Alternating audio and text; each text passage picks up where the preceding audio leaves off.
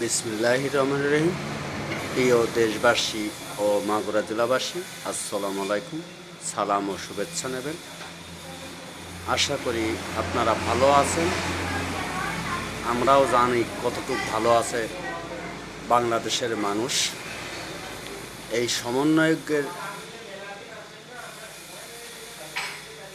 কারণে দেশে প্রত্যেকটা দ্রব্যমূল্যের দাম অগ্রগতিতে চলছে। প্রচণ্ড দাম, মরিচ, পেঁয়াজ, বিভিন্ন রকমের সামগ্রী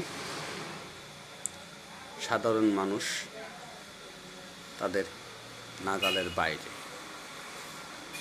আজকে যারা এই সমন্বয়কের পক্ষে থেকে আন্দোলন করেছে, তারা শেখ হাসিনাকে তাড়াবার জন্য তারা কি লাভবান হতে পেরেছে কখন? আমার মনে হয় না। ভবিষ্যতে লাভবান হবে না, আস্তে আস্তে খুব খারাপের মুখে যাবে। তাই নির্বাচিত সরকার ছাড়া দ্রব্যমূল্যের দাম বাড়াতে পারে না বা কমাতে পারে না।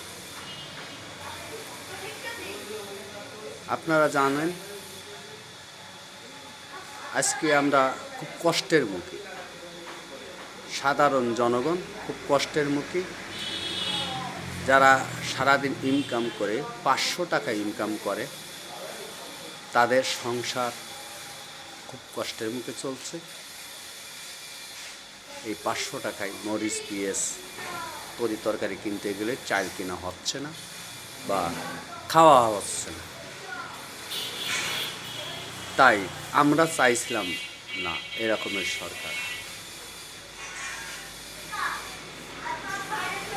আগের সরকারই দেখেন, এখন মিডিয়ায় খালি একই কথা, আগের সরকার ভালো ছিল, শেখ হাসিনার সরকার ভালো ছিল। অরিজিনালি শেখ হাসিনার সরকার ভালো ছিল, কম বেশি ভালো মন্দ কিনে কেটে। এইটি কলাম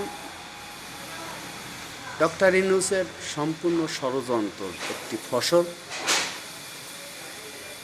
এই ফসলের কারণে আজকে ছাত্ররা সমন্বয়কের যে ছাত্রগুলো আছে, তাদের ব্যাংক অ্যাকাউন্ট ঘুটে দেখেন, কোটি কোটি টাকা আত্মসাৎ করছে। ডক্টর ইউনূসের বিদেশও ব্যাংক আছে, গ্রামীণ ব্যাংক। এই ব্যাংকেও দেখেনি কত পরিমাণ যাচ্ছে। তাই আর এই ইউনূসের পক্ষে এবং সমন্বয় নায়কের পক্ষে আর সাধারণ মানুষ থাকতে চায় না, এদের কাছ থেকে চলে যেতে চায়। আজকে বাংলাদেশে দুইটা বড় দল, আওয়ামী লীগ, বিএনপি। সেই জায়গায় এই সমন্বয়করা জামাত ইসলামের গদিতে আনতে চাচ্ছে, বিএনপিকে বয়কট করে দিচ্ছে রাজনীতি থেকে, আওয়ামী লীগের রাজনীতি থেকে বয়কট করে দিচ্ছে। তাই বলছি, আপনারা এখনও সতর্ক হয়ে যান বাংলার মানুষ।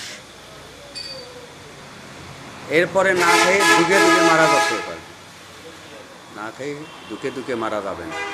তাই এই আর সমন্বয়কের দরকার পড়ে না বা প্রয়োজন লাগে না। জয় বাংলা, জয় বঙ্গবন্ধু, জয় হোক সবাই।